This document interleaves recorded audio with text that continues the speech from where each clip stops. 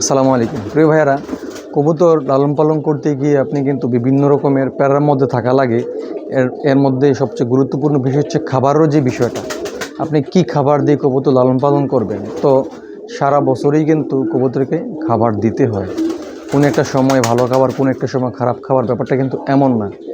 একই দাইজের খাবার একটু চেঞ্জ হতে পারে, কিন্তু সারা বছরই খাওয়াতে হয়, তাইলেই কিন্তু কবুতর থেকে ভালো কিছু পাওয়া সম্ভব। তো আমি প্রত্যেক বছরেই কিন্তু ভুট্টা কিনে থাকি, যেহেতু এই সিজনে ভুট্টা কিন্তু একটু রেট কম থাকে, অর্থাৎ প্রতি মন 1000 টাকা বা কোথাও 1100 টাকা, 1050 টাকা, এরকম রেটের মধ্যে কিন্তু 1 মন ভুট্টা পাওয়া যায়। তো আমিও রীতিমতো এবছর 1000 টাকা মন করে 2 মন ভুট্টা কিনেছি। আর এই ভুট্টাটাই কিন্তু এখন আমি কবুতরকে নিয়মিত খাবার হিসেবে দিচ্ছি। তো এর সাথে বর্তমানে ধান মিক্স আছে, হ্যাঁ, এককভাবে ভুট্টা না। তো অনেকে কিন্তু আবার এই আস্ত ভুট্টাটা খাওয়াইতে পারে না, তো আমি সাধারণত এই আস্ত ভুট্টাটাই কিন্তু ব্যবহার করে থাকি আমার কবুতর জন্য। দেখেন কবুতরগুলো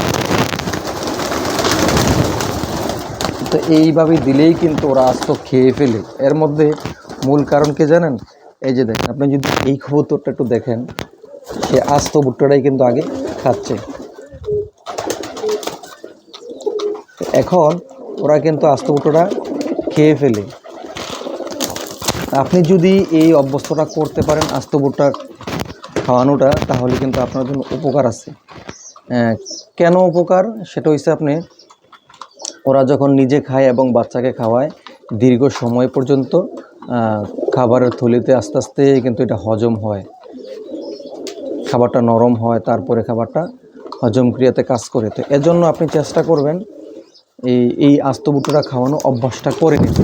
তো আমি অভ্যাস করে নিয়েছি গত বছর থেকেই, যার কারণে আমার কবুতর কিন্তু আস্ত ভুট্টা, এই যে 1 বাটি ভুট্টা দিলে আপনি অল্প সময় দেখবেন যে ভুট্টা এখানে শেষ। তো এই সিজনটাতে সর্বোচ্চ পরিমাণ কমে কিন্তু ভুট্টাটা পাওয়া যায়।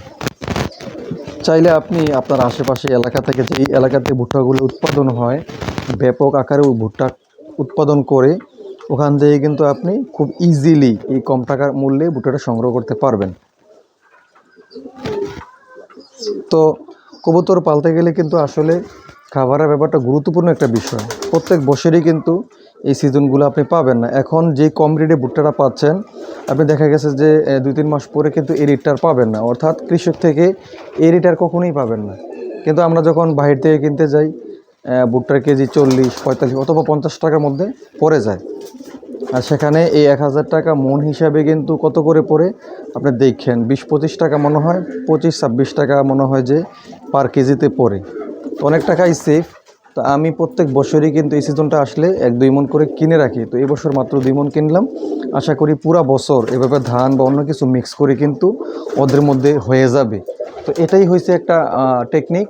আপনি যেহেতু কবুতর পালবেন বা কবুতর পুষবেন সারা বছর ধরে, তাহলে আপনার উচিত এরকম কিছু একটা খাবার সংগ্রহ করে রাখা। আমার এখানে এই বক্সে ধান এবং গম মিক্স করে রাখছি, বাকি ভুট্টাগুলো বস্তার মধ্যে সংরক্ষণ করে রাখছি। হয়তো এটি শেষ হলে এখান থেকে আবার ধান ভুট্টা মিক্স করে রাখবো। দেখা গেছে একটা আমি আবার হয়তো আরও 1 মন গমও কিনতে পারি, গমটাও এটার সাথে মিক্স করবো, 3টে আইটেম হবে। তো এইভাবেই আসলে এই কম টাকার মধ্যে ভালো একটা খাবার সংগ্রহ করে রাখতে পারেন।